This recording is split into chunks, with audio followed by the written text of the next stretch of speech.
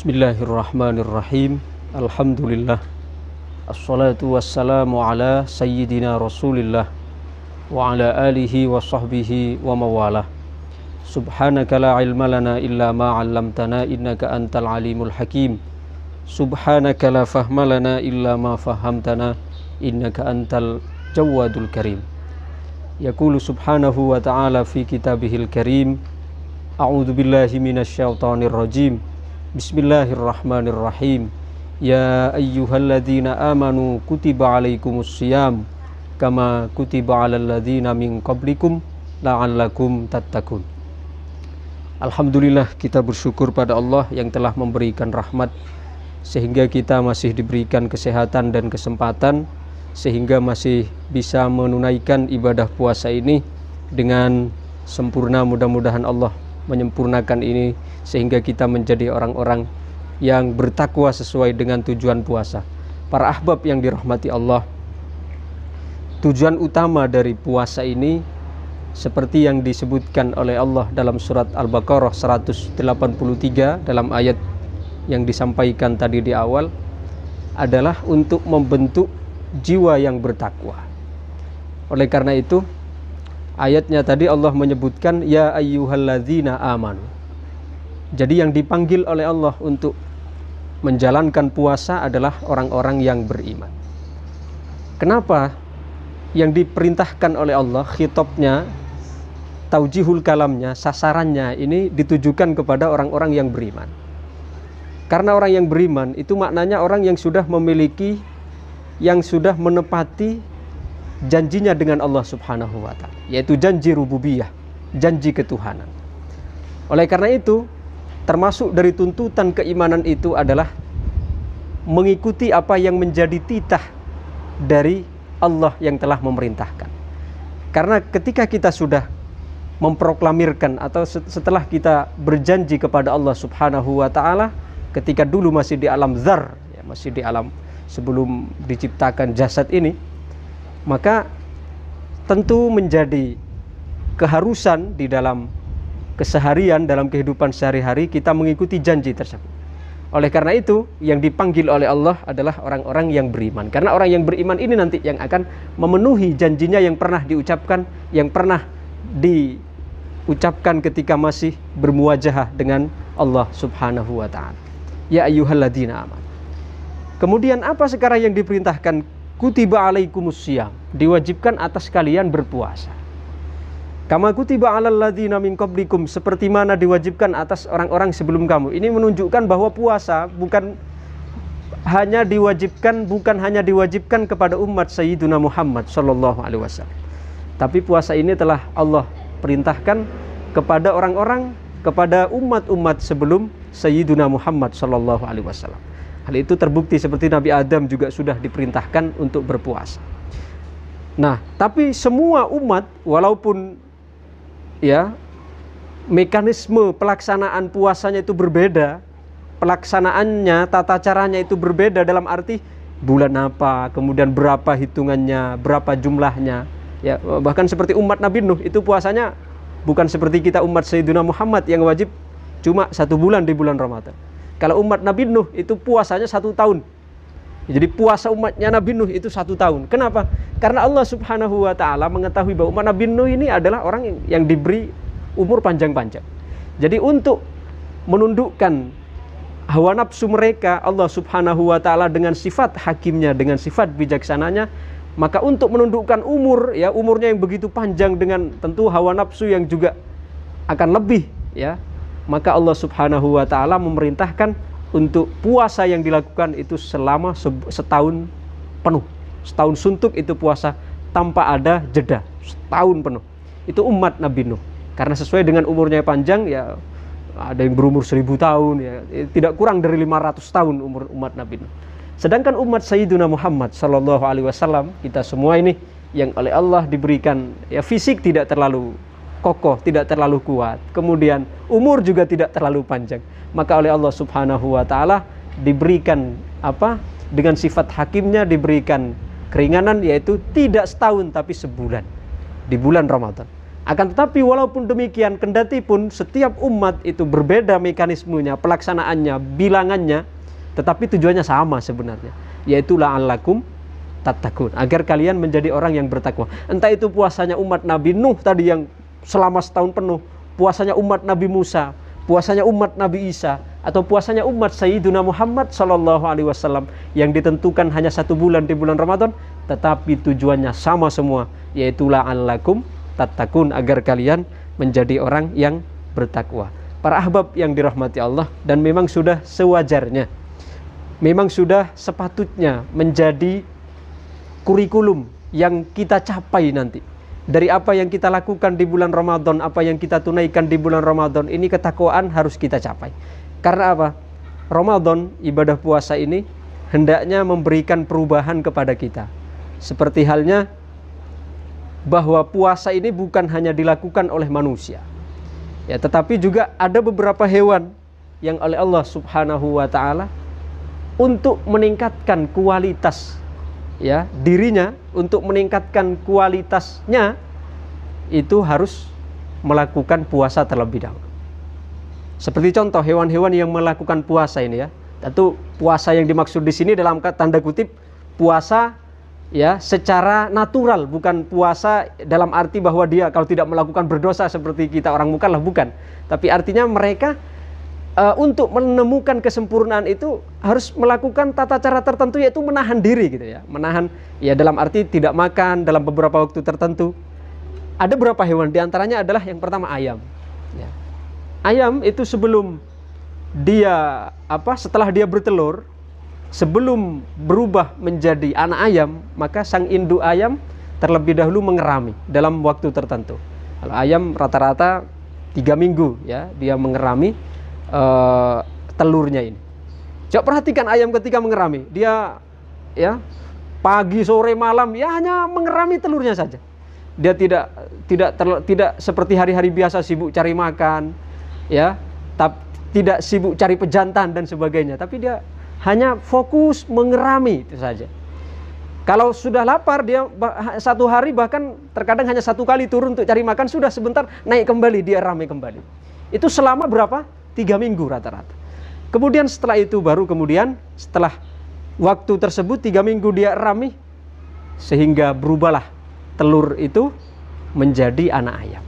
Artinya untuk menuju anak ayam, ya, untuk merubah telur tersebut menjadi anak ayam, maka induknya melakukan puasa terlebih dahulu.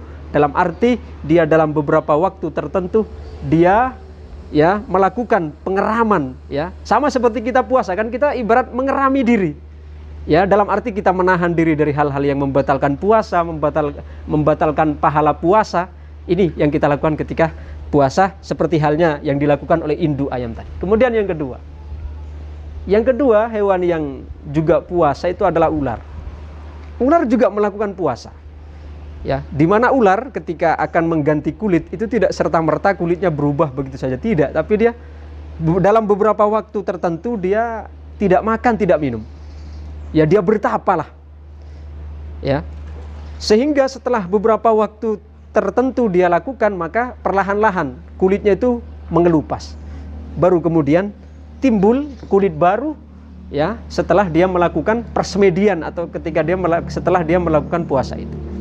Nah, hanya saja kalau ular ini dia sebelum dan sesudah melakukan puasa dia sama, namanya juga tetap ular, kemudian makanannya juga tetap ular, kemudian karakternya juga tetap ular pemangsa, ya, berbeda dengan ulat. Nah, ulat ini yang ketiga di antara hewan yang berpuasa juga. Ulat, bisa dibilang bahwa ulat ini adalah hewan yang paling perusak. Betapa banyak petani terancam gagal panen gara-gara ulat. Ya, ketika diserang oleh ulat sudah hilanglah harapan untuk panen. Dan lagi ulat ini kalau sudah makan dia tidak ada hentinya siang malam. Coba perhatikan kayak jati itu, ya. Biasanya setelah musim kemarau kemudian mulai musim penghujan, dia pohon jati itu mulai berdaun baru hijau, maka mulailah ulat-ulat itu makan daun-daun jati sampai habis, siang malam tidak pernah henti sebelum habis. Bahkan ketika daun jati sudah habis, kembali dia akan menyerang tumbuhan yang ada di sekitarnya, entah padi, entah daun yang lain. Dia tidak pernah berhenti, akan dirusak sampai sehabis-habisnya. Tapi perhatikan bagaimana ulat ini dalam beberapa waktu tertentu akhirnya dia mulai ya membungkus diri. Akhirnya dia berubah menjadi kepompong. Dalam arti ketika dia menjadi kepompong tidak lagi merusak. Ya kan, karena dia sudah mengisolasi diri. Ya, dalam beberapa waktu tertentu dia menjadi kepompong, lalu setelah itu berubahlah dia menjadi kupu-kupu, bisa terbang ke sana kemari. Nah, perbedaannya dengan ular tadi, kalau kupu-kupu, kalau ulat, dia sebelum bertapa ya, sebelum berpuasa, maka dia namanya ulat. Tapi setelah dia bertapa, namanya bukan lagi ulat, tapi namanya kupu-kupu. Ya, beda dengan ular tadi, dia sebelum bertapa dengan setelah bertapa sama, namanya tap ular. Tapi untuk ulat ini tidak. Sebelum dia bertapa ulat, tapi setelah dia bertapa menjadi kupu-kupu. Kemudian yang kedua, sebelum dia bertapa, dia tidak bisa terbang karena tidak punya sayap. Tapi setelah dia bertapa, setelah dia berpuasa, ya, setelah dia mengisolasi diri tadi, maka dia kemudian bisa terbang karena memiliki sayap. Itu yang kedua. Yang ketiga, kupu-kupu ulat itu sebelum melakukan pertapaan atau sebelum melakukan puasa, maka dia kerjanya adalah merusak pertanian, ya, merusak tanaman, tumbuh-tumbuhan dan sebagainya. Tapi tidak, ketika dia telah berubah menjadi kupu-kupu, dia bukan merusak, tapi justru dia membawa manfaat. Kenapa? Karena dia membantu proses penyerbukan. Kenapa? Karena hinggapnya dari bunga ke bunga. Itu yang ketiga. Yang keempat, ya, ulat itu sebelum dia bertapa, sebelum dia berpuasa, semua orang jijik pada ulat. Tapi tidak, ketika dia sudah berubah menjadi kupu-kupu, setelah dia bertapa, setelah dia berpuasa, maka dia akan dicintai oleh semua orang. Kemudian yang kelima, ya, sebelum dia bertapa, sebelum dia berpuasa, maka ulat itu makanannya ya hanya daun, ya, hinggapnya ya di daun. Akan tetapi ketika dia sudah berubah menjadi kupu-kupu, maka hinggapnya dia adalah di tempat-tempat yang indah, yaitu di bunga-bunga yang harum.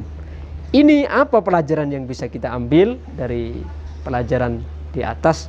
Puasanya ulat artinya memang puasa ini harusnya adalah menghantarkan kita kepada perubahan ruhani, yaitu kepada jiwa yang bertakwa. Karena wazifah Ramadan, tugas Ramadan, fungsi Ramadan adalah minimal untuk memindahkan kita min halit ta'ah ila halil, min halil maksiyah ila halit ta'ah, yaitu minimal Ramadan ini berfungsi untuk kita untuk memindahkan dari kondisi maksiat menuju kondisi taat. Coba kita perhatikan dalam kondisi Ramadan seperti ini, ya, kita peluang untuk melakukan ketaatan itu sangat besar sekali, sangat banyak sekali, sangat luas sekali dibuka oleh Allah Subhanahu wa Ta'ala.